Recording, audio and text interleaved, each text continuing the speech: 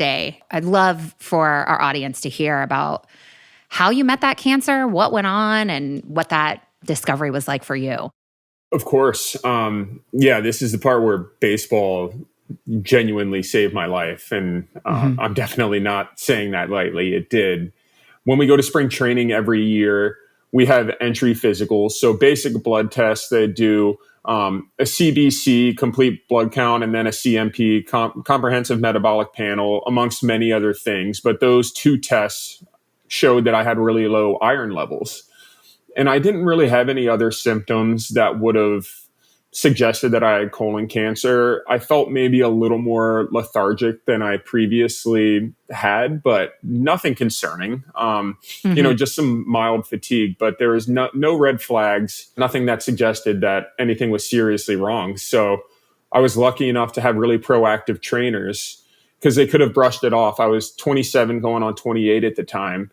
And they could have just thought, maybe it's like a stomach ulcer or celiac disease, something like that. But they were really proactive. I could tell they were pretty concerned from the beginning. And they were adamant that I go get a colonoscopy and an endoscopy.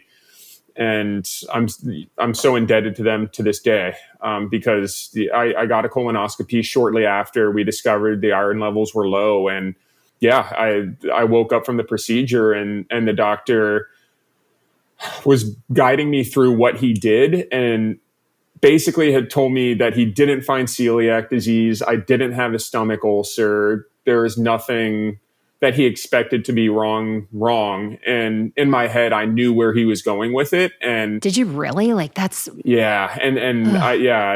I knew where he was going. And I proceeded to tell me I had a mass in my colon. He was 99.9% sure that it was cancerous and that I need to be rushed to get a CT immediately to see if it metastasized at all. I was really lucky enough that my girlfriend, now wife, Sarah, had just phoned down.